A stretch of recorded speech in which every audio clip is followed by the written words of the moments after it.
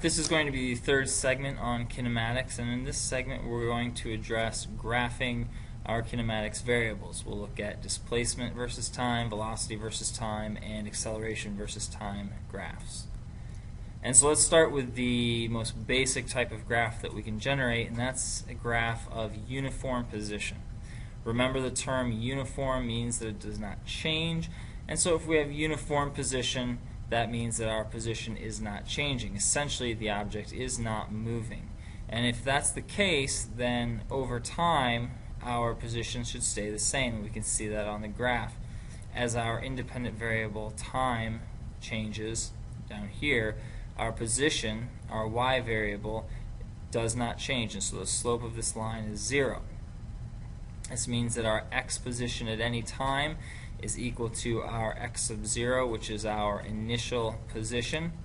Our velocity is equal to 0, and our acceleration is equal to 0. So that's all pretty straightforward.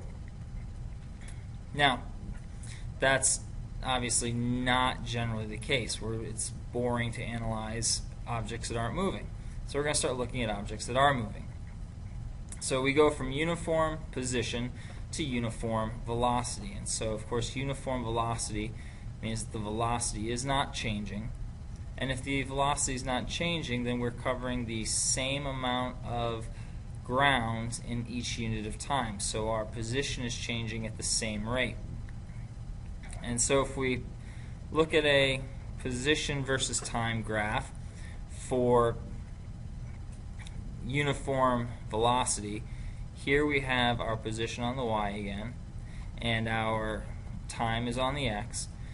And so we have a nice linear slope here. It's a nice uniform slope, actually, because remember that our velocity is change in displacement over change in time, delta s over delta t. On our graph, that equates to change in y over change in x. If you remember from your mathematics, the change in y over change in x is equal to the slope. And so we actually find then that the slope of a displacement time graph is equal to the velocity. That says velocity, pretend. Now then, our final x position, or our x at some time t later, is going to be equal to our initial x position, x sub 0, plus vt. And this comes from the idea that our initial position, and generally our initial position we're going to address as 0. So it's where you start plus the displacement since you've been moving.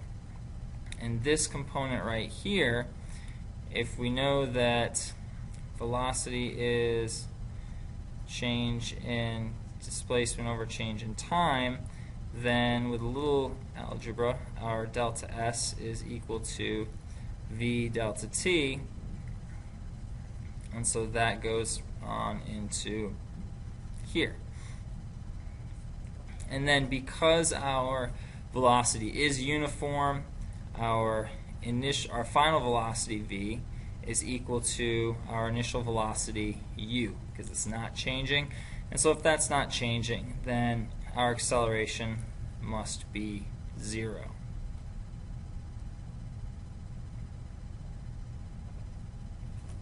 Now, as we just mentioned, the slope of the displacement time graph is the instantaneous velocity, which is delta s over delta t. Remember, it's that rise over run, change in y over change in x. Now, the third type of motion, so we had uniform position, doesn't change, the position doesn't move. We have uniform velocity, the velocity stays constant. Now let's look at uniform acceleration, and in this case the acceleration is staying constant, so the velocity is changing at a constant rate. And when this is the case, again, we have that idea of rise over run, and here our rise is our change in velocity, right? And our run, our x, is change in time. So acceleration is equal to delta v over delta t, and if we remember back to an earlier segment, the definition of acceleration is the rate of change in velocity, and that's what we have here, change in velocity over time. Now again, we can rearrange this a little bit and solve for the change in velocity, and we actually already derived this, but change in velocity, A equals v minus u over t, and so that's where we end up with v equals u plus at. And because our acceleration is uniform, the final acceleration and the initial acceleration are going to be exactly the same.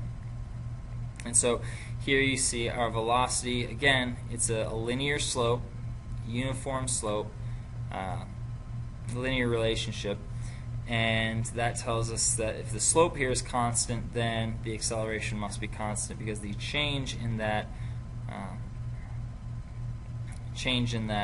velocity over time is the same. Now let's look at a graph that kind of puts this together a little bit.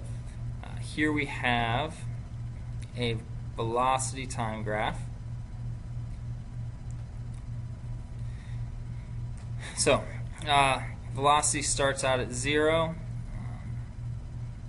and the velocity is increasing. So this velocity is increasing. That tells us we must have a positive acceleration during this scenario, because the velocity is changing in the positive direction. Now from t1 to t2, the acceleration is equal to 0. There's no change in the velocity. And again, if we look and we notice up here, we mentioned it before, the slope of the velocity time graph is the instantaneous acceleration, or the acceleration at that instant. Okay? Now those of you who are taking calculus might recognize this as the integral. The integral of acceleration is velocity, and the integral of velocity is position. And so if you look at the slope from t1 to t2, the slope is equal to 0, which tells us the acceleration is 0. Now here, from t2 to t3, we have a negative acceleration, nice uniform acceleration, and actually from t3 to t4, that is the same acceleration. Even though the velocity has now gone from positive 5 to negative 3, it's kind of like when we talked about free fall. When you throw an object up, the acceleration is in the same direction, it's down. So at first the object is going to slow down until it reaches 0, and then once it reaches 0, it's going to switch directions, and it's going to increase in speed in the opposite direction. From t4 to t5, the acceleration is equal to 0 again.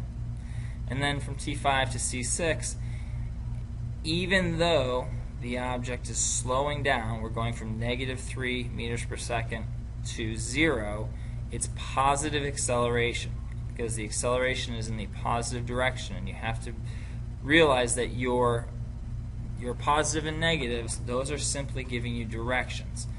So you have to think about it a little bit differently than you maybe have previously. Now, the second part of this is related to what we call the integral. And the integral is basically the area under a curve, the area under a graph. And when we're talking about velocity and acceleration, the area under a velocity versus time graph is the total displacement. Okay, so this area right here is the total displacement during that period of time. The area under this whole section here now, this is the total displacement during the first 3 seconds. And then now, if we're looking at the total displacement over the entire time, we have to look at the entire area under the curve. But wait, you may say, this part over here on the left is positive. This part over here on the right is negative.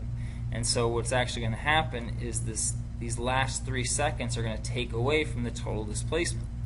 And if you think about it in terms of the motion, in the last 3 seconds the object has switched directions and is traveling back towards the way it came, so it's actually getting closer to where it started, thus decreasing its net displacement.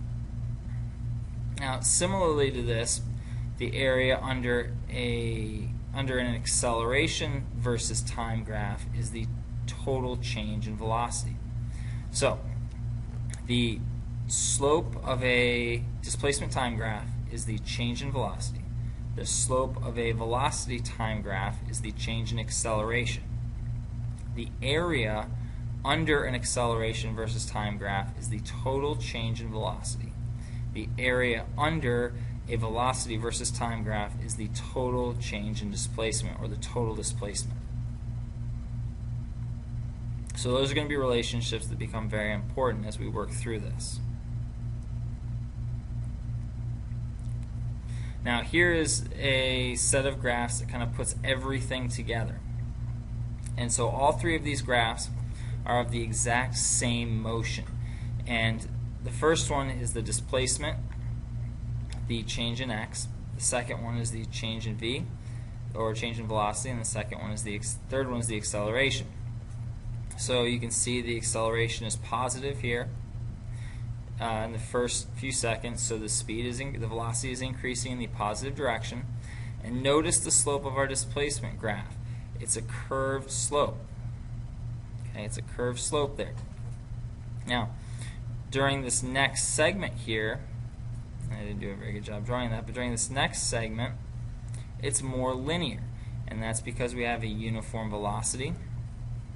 And then really pay attention to this section here where we have a negative acceleration.